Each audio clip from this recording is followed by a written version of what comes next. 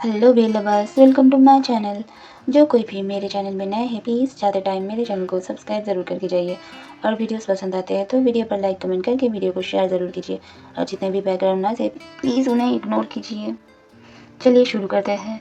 कृष्णा देवन मलिक की लिखी हुई Xianwang fan fiction green reaper the god of death fall in love के नेक्स्ट पार्ट को। वांगजी जब पहाड़ के ऊपर से नीचे खाई में गिर रहा था तब उसने अपने अल्फा को पुकारा था। मेरे अल्फा, मुझे माफ करना। मेरे अल्फा, मेरे अल्फा। ये पुकार पहाड़ियों से टकराकर गूंजने लगी। ये सिर्फ एक आवाज नहीं थी बल्कि एक ऐसी वाइब्रेट थी जो मौत की दुनिया का दरवाजा खोल सकती थी।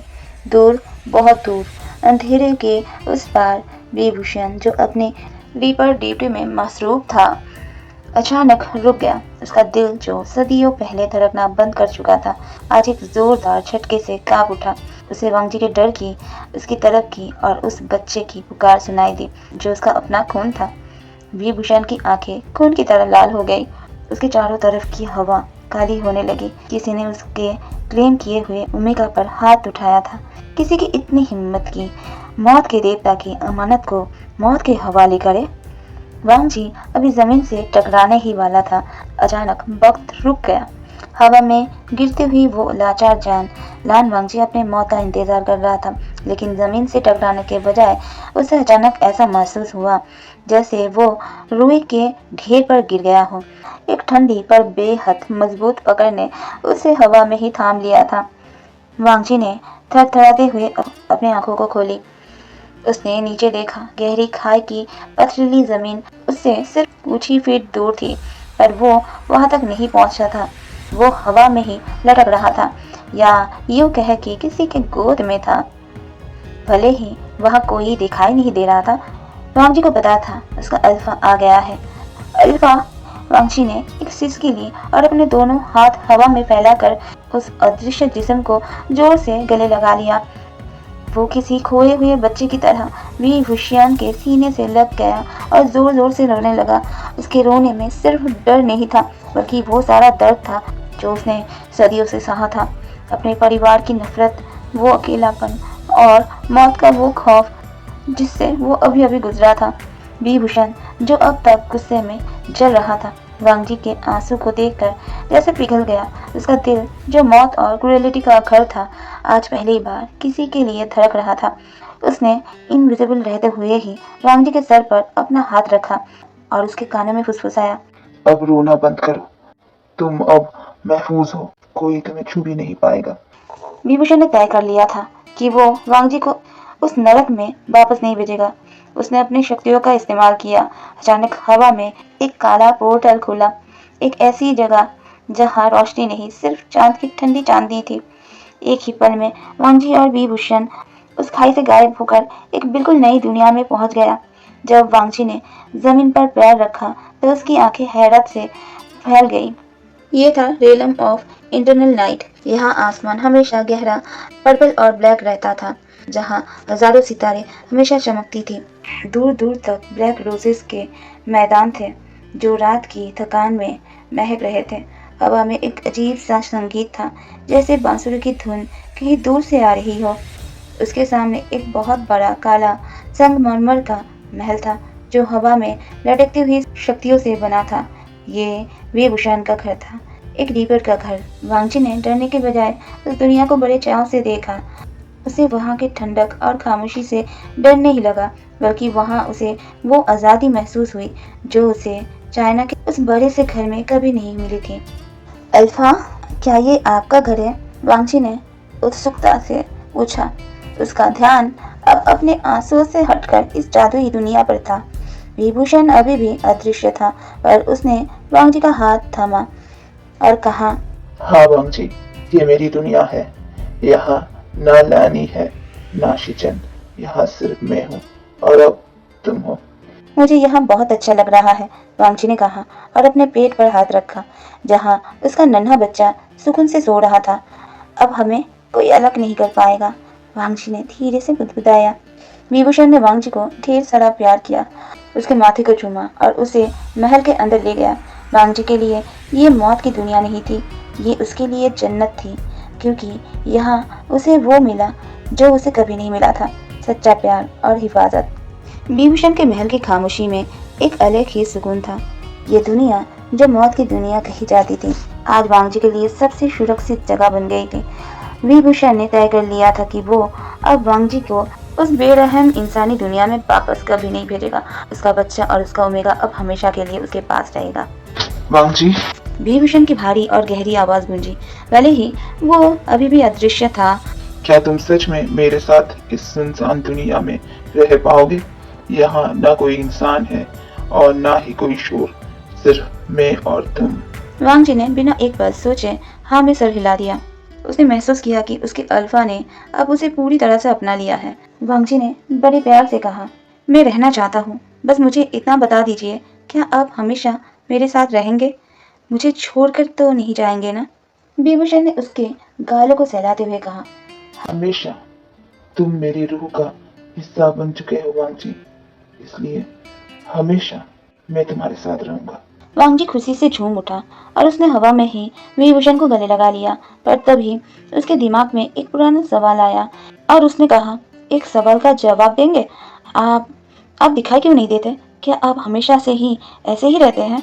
विभूषण थोड़ा ठिठका और कहा, मैं चाहूँ तो तुम्हें दिखाई दे सकता हूँ वांगजी, पर मैं नहीं चाहता कि तुम मुझे देखो। वांगजी ने हैरान होते हुए पूछा, क्यों?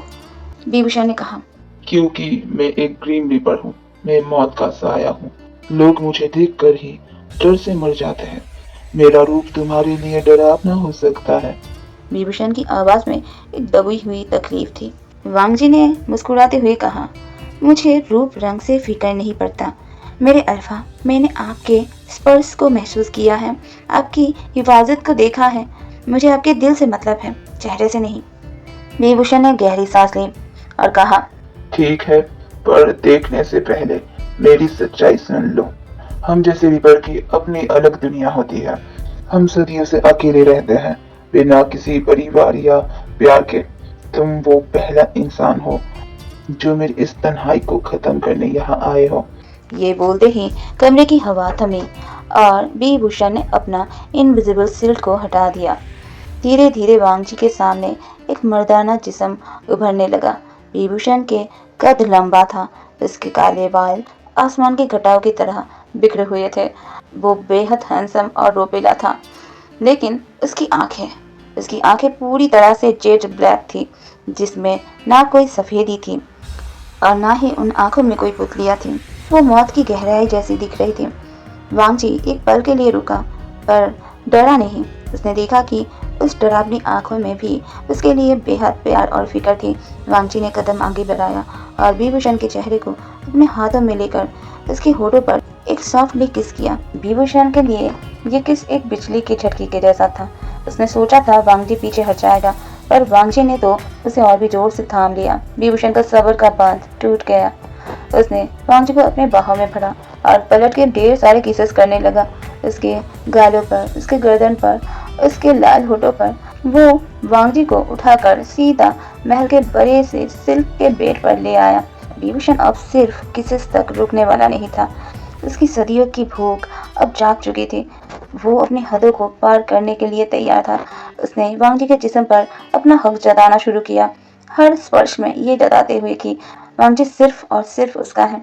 उस रात उनके दरमियान कोई पर्दा नहीं था। वांगजी ने अपने अल्फा का हर रूप अपनाया था और विभूषण ने अपने ओमेगा को इतना प्यार दिया था कि वांगजी पूरी तरह उसके नशे में डूब गया। उनका मिलन उस मौत की दुनिया में जिंदगी की सबसे बड़ी मिसाल बन गया। विभूषण और वांगजी के दरमियान अब कोई पर्दा नहीं बचा था। उस रात जब विभूषण वांगजी के जिस्म पर अपने प्यार की मोहर लगा रहा था, तब वांगजी ने थोड़ा झिझकते हुए अपने दिल की बात कही। अल्फा, रुकिए। वांगजी ने विभूषण के होठों के करीब फुसफुसाया, मुझे आपको एक बात बतानी है। मैं आपके बच्चे से प्रेग्नेंट हूँ। विभूषण ने एक शरारती मुस्कुराहट दी थी और वांगजी की आंखों में देखते हुए कहा था, मुझे पता है वांगजी, और ये एक नहीं, दो है। तुम मेरे जुड़वा बच्चों से प्रेग्नेंट हो। वांगजी हैरानी से देखता रह गया। विभूषण ने आगे कहा, एक बात बताओ, अगर मैं तुम्हें उस खाई में बचाने के लिए नहीं भी जाता, तो भी हमारे बच्चे तुम्हें कुछ नहीं होने देते। वो पैदा होने से पहले ही इतने ताकतवर है कि तुम्हें एक भी खरोच तक आने नहीं देते। और रही बात तुम्हारी मौत की, तो जब तक ना मैं चाहूँ, मौत तुम्हें छू भी नहीं सकती। तुम मेरे ओमेगा हो और मुझसे तुम्हें कोई अलग नहीं कर सकता। वांग जी के दिल का सारा दर्द खत्म हो गया, पर एक माँ होने के नाते उसे फिक्र थी, इसलिए उसने कहा था, लेकिन क्या हमारा इस तरह इंटीमेट होना बच्चे के लिए ठीक है? उसने तकलीफ तो नहीं होगी ना? विभूषण ने प्यार से वांग जी के माथे को चूमा था और कहा था, बिल्कुल नहीं, वो मेरे खून है, इतने कमजोर नहीं, वो सुरक्षित है और तुम्हें भी सुरक्षित रखेंगे। भरोसा करो। वांग जी को अपने अल्फा पर खुद से ज्यादा यकीन था और फिर उस रात उनका जुनून सारी हदों को पार कर गया था। वक्त तेजी से गुजरने लगा। विभूषण एक पल के लिए भी वांग जी को अकेला नहीं छोड़ता था। जब उसे अपनी रीपर ड्यूटी के लिए जाना पड़ता, तो वो वांग जी को अपने मैजिक से एक गहरी और सुकून भरी नींद में सुला कर जाता, ताकि वांग जी को उसकी कमी महसूस ना हो और वो अकेला महसूस ना करे। हर बार जब विभूषण वापस आता, तो वो वांग जी के लिए इंसानी दुनिया से नई नई गिफ्ट और लजीज खाना लेकर आता। हर गुजरते हुए दिन के साथ उनका रिश्ता और गहरा होता गया। हर रात उनका मिलन एक नई दास्तान लिखता। वांग जी जो कभी मौत मांगता था, अब हर पल अपने अल्फा के प्यार में जीना चाहता था। 3 महीने बीत गए थे। वो दिन आ गया था जब उस अंधेरी दुनिया में पहली बार किसी बच्चे की रोने की आवाज गूंजने वाली थी। विभूषण ने अपने मैजिक का ऐसा घेरा बनाया कि वांग जी को बेबी जन्म देते वक्त जरा सा भी तकलीफ नहीं हुई। धीरे धीरे 2 नन्ही जानें इस दुनिया में आई। जब विभूषण ने उन दोनों बच्चों को साफ करके वांग जी के गोद में दिया, तो वांग जी की आंखों से खुशी के आंसू छलक पड़े। दोनों बच्चे बिल्कुल अपने बाप विभूषण पर गए थे। उनकी आंखें बिल्कुल ब्लैक जेट थी, बहुत ही गहरी। दोनों ही अल्फाज थे और पैदा होते ही उनके चारों तरफ एक मैजिकल ऑरा चमक रहा था। उन नन्ही जानों में अभी से ही इतनी शक्ति थी कि महल की कैंडल्स उनकी एक सरसराहट से ही जलने और बुझने लगती थी। विभूषण ने अपने परिवार को देखा, इसका मासूम ओमेगा और उसके 2 शक्तिशाली बेटे, जो रिपर कभी तन्हाई का दूसरा नाम था, आज वो दुनिया का सबसे खुशनसीब शख्स था। उसने वांग जी और दोनों बच्चों को अपनी बाहों में भर लिया। चलिए आज के लिए इतना ही। जल्द मिलते हैं नेक्स्ट वीडियो में। स्टोरी जैसा भी लग रहा हो प्लीज़ कमेंट करके ज़रूर बताइएगा। और स्टोरी पसंद आती है तो लाइक करके वीडियो को शेयर ज़रूर कीजिएगा अपने दोस्तों में। चलिए चलती हूँ, बाय बाय, बिंदाबस टीम।